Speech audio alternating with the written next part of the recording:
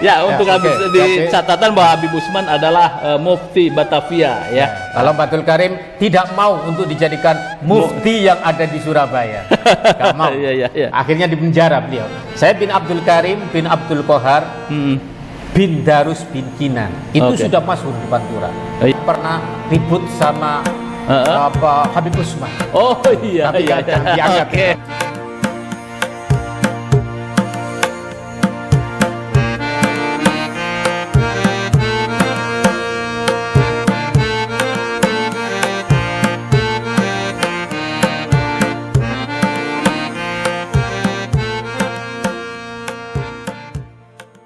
Assalamualaikum warahmatullahi wabarakatuh. Waalaikumsalam warahmatullahi wabarakatuh. Pemirsa pada Suat TV, saya bersama dengan Kiai Haji Munawir. Beliau adalah trah dari Sunan Ampel kalau saya lihat ya, dari berbagai literasinya. Nah, begini Kiai, ini kan rame nih tentang nasab. Nasab itu katanya menentukan nasib. Bahwa nasabnya klan Ba'alawi, ini menurut kajian kitab ya oleh salah satu seorang kiai, ini tidak tersambung nih, bahwa Syekh Ubaidillah atau Abdullah itu tidak tersambung dalam kitab tersebut sebagai putra dari Syekh Ahmad Muhajir ya, Al-Muhajir bin Isa, sehingga ke bawahnya atau ke atasnya terputuslah ke Rasulullah gitu ya. Nah, di satu sisi juga ramai perdebatan. Anda sebagai trah Sunan Derajat, ya dari Sunan Derajat, termasuk juga Wali Songo gituan ya. Nah, Wali Songo juga dikatakan oleh sebagian orang bahwa trahnya Wali Songo, keturunannya Wali Songo itu terputus karena semuanya adalah perempuan. Nah, kurang lebih 500 tahun terputus. Nah, Anda kok diam saja ini? Ini bagaimana nih ceritanya? Ya biarin aja lah. Saya nggak mau bicara banyak-banyak karena memang ya kita itu menyembunyikan nasab. Oke, iya. Ya, kita nggak boleh membangga-banggakan. Kita sendiri itu mulai dari saya kan Muhammad Munawir. Ya betul. Bin Muhammad Mawardi. Iya. Bin Muhammad Mudhar. Ya, bin Muhammad Zaid, ya, bin Abdul Karim. Nah, Abdul Karim inilah yang pernah ribut sama Habib Usman. Oh iya. Tapi jangan diangkat. Untuk habis di catatan bahwa Habib Usman adalah mufti Batavia ya. Kalau Abdul Karim tidak mau untuk dijadikan mufti yang ada di Surabaya. Gak mau. Akhirnya dipenjara beliau. Saya bin Abdul Karim bin Abdul Qohar bin Darus bin Kinan. Itu sudah masyhur di Pantura. Jadi kita tidak boleh membangga-banggakan itu. Paling lucu, saya dulu pada waktu kantor Rabitatul Alawiyyin itu ada di Tebet. Saya diajak ke sana. Betul. Saya diinterogasi. Saya katanya saya ini mengaku Habib gitu. Padahal saya nggak pernah ngaku Habib. Boro-boro ngaku Habib. Gus saja saya nggak berani. Iya. Akhirnya di situ itu dikatakan bahwa saya diminta silsilah, saya sebutkan semuanya. Kamu ini nggak Habib, saya lucu. Lah siapa yang ngaku Habib? Katain bahwa Sunan Derajat itu Habib. Loh, ini siapa yang ngatain Habib? Sunan Ampel itu adalah Habib. Sunan Ampel itu menyerahkan katanya bahwa data-data anaknya ke Yaman. Ke Yaman itu ke mana? Ke Yaman, ke Robito katanya. Robito itu kan belum ada itu. Robito itu 1900. Kemudian Sunan Ampel itu 1500-an kan? Lah iya, makanya kita itu kan nggak usah membangga-banggakan. Akhirnya saya tekankan bahwa kami tidak pernah mengaku Habib, juga tidak mengatakan Sayyid. Gus juga saya kadang-kadang ada yang manggil Gus, ya silahkan. Tapi saya lupa itu siapa yang mengajak itu. Saya pokoknya dipanggil ke sana. Saya kemudian bahwa Mbah Sunan Derajat itu kalau dikatakan sebagai Habib, makomnya nggak ada tulisan apa-apa. Oh gitu. Nggak ada. Makomnya Mbah Sunan Derajat. Kita udah biasa masuk situ, itu udah biasa. Nggak ada tulisannya. Nggak ada tulisan Sayyid macam-macam, nggak ada. Nggak ada. Oke, kalau Sunan Derajat itu ya, Sunan Derajat atau Sunan Ampel, itu masuknya ada yang mengatakan sebagian buku-buku ya, mengatakan bahwa jalurnya adalah ke Ba'alawi itu ya. Yang sebenarnya ini menurut catatan Anda dan keluarga, ini Sunan Ampel atau Sunan Derajat itu dari mana nih asal muasalnya, klannya? Jadi begini ya, jadi Mbah Sunan Derajat itu punya anak Sidik, yaitu kemudian daripada terasa ya, Maulana Sidik. Maulana Sidik punya bapak nama Sunan Derajat, Sunan Derajat punya bapak namanya Sunan Ampel, Sunan Ampel namanya Ibrahim. Nah Ibrahim kemudian menikahlah punya bapak namanya Jamaluddin Al-Akbar Al-Husaini yang kemudian dikenal namanya Jumadil Kubro. Oh iya. Ini ada Jumadil Kubro, ini adalah menantunya Sultan Turki, Sultan Muhammad I. Oke, wah subhanallah. Namanya Fatimah. Fatimah ya? Iya, tapi nggak pernah kita ngomong kita keturunannya Sultan Turki. Enggak, kita itu.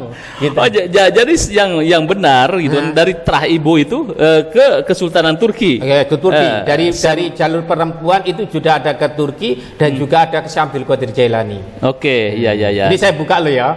Tapi betul.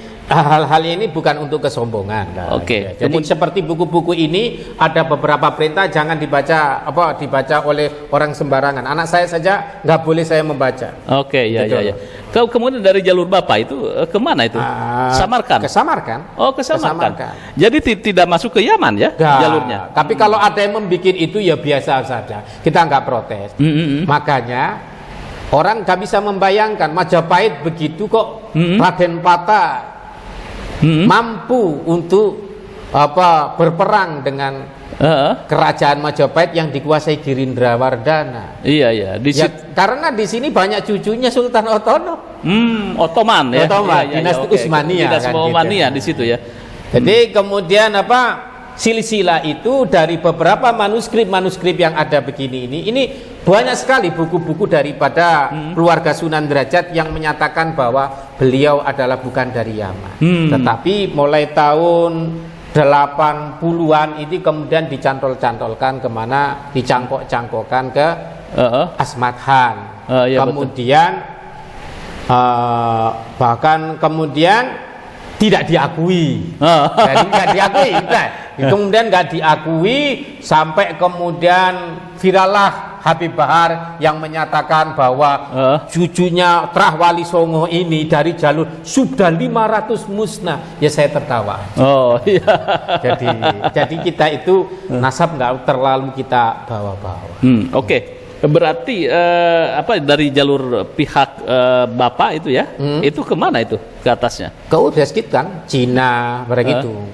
Jadi kalau kita melihat itu nanti, apalagi sekarang kan udah banyak tes DNA kan. Iya. Apakah saya sudah tes DNA? Nggak usah perlu disebut-sebutkan.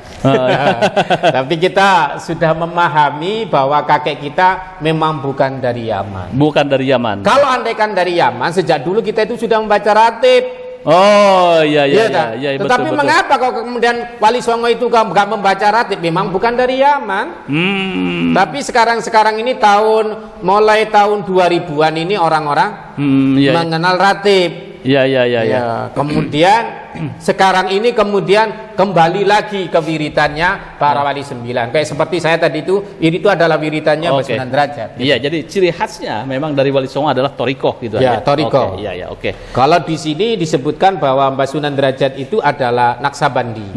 Jadi zikir khofi itu yang jadi buku-buku yang seperti ini. Nah, banyak sekali ini saya fotokopi saja supaya nanti enggak. Ini ada Sayyidul Ikhtifah Ma'rifah, ada Syekh Majnun.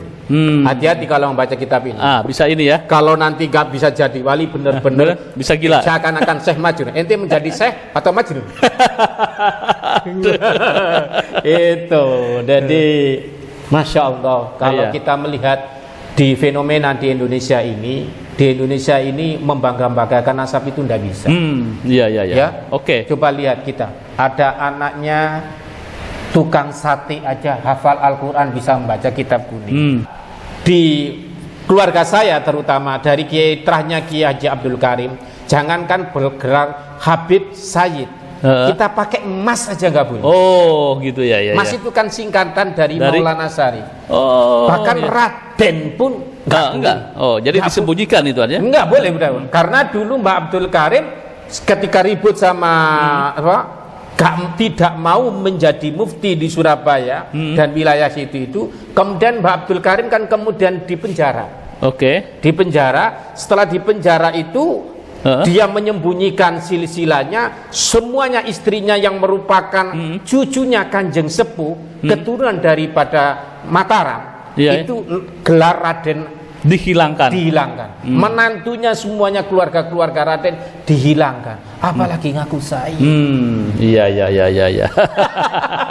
Jadi mata 4 bukan Habib, bukan Alul bukan Sayyid, bukan keturunan Rasul. Imam Syafi'i bukan, Imam Ahmad bukan, Imam Hambali bukan, Abu Hanifah. Tapi kita itu bermadhab kepada salah satu ini, apa enggak malu? Iya. Imam Al-Ghazali. Iya ya.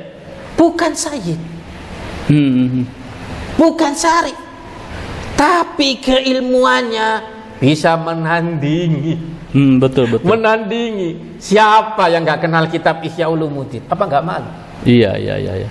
Penggagas akidah Ahlussunnah wal Jamaah, Al-Maturidi, Al-Asy'ari, bukan keturunan Rasulullah SAW. Bukan itu terkonfirmasi. Bukan. Jadi yang menjadi yang terkonfirmasi sebagai ahli Sayyid atau Syarif kan Syekh Abdul Qadir Al-Jailani. Iya. Itu udah masyhur ya. Udah masyhur. Jadi kita itu nggak usah mengadakan nasab. Ini menarik memang tentang nasab habaib, dan sampai sekarang walaupun sudah reda gitu ya, memang ini menjadi sebuah pembelajaran bahwa persoalan nasab habaib memang ada yang mempersoalkan. Begitu ya, gituan ya. Jadi makanya Profesor Sulaiman Syihab mengatakan ya beda pandangan di pro dan kontra udah biasa. Apalagi ini adalah sebagai kajian ilmiah. Iya. Ayo kalau memang ini baru menghadapi Kiai Imad ya. Iya. Baru dari Dzurriyyah Wali Songo 1. Bagaimana kalau dzurriyyah para kiai-kiai yang sangat besar itu kemudian juga meneliti. Untung saja ini enggak dibasul masail kan. Khawatir nanti kalau dibasul masail walhasil kan bahaya. Jadi kita itu seakan-akan dipaksa untuk mempercayai mereka. Dan kemudian Wali Songo adalah benar-benar terputus. Oke, pemirsa, luar biasa ini bincang-bincang santai bersama Kiai Haji Munawir tentang nasab habaib dan terah Wali Songo. Jadi intinya bahwa jika terah Wali Songo menghargai peran-peran habaib adalah karena kesalehannya, keilmuannya, ketakwaannya. Begitupun juga gituan ya. Harapan yang sama juga bahwa para habaib pun di masa lalu itu sangat menghormati pada terah-terah Wali Songo atau kiai-kiai, sehingga hidup tentram, aman dan damai. Ya, terima kasih. Jangan lupa like, share, subscribe pada Suara TV. Wassalamualaikum warahmatullahi wabarakatuh.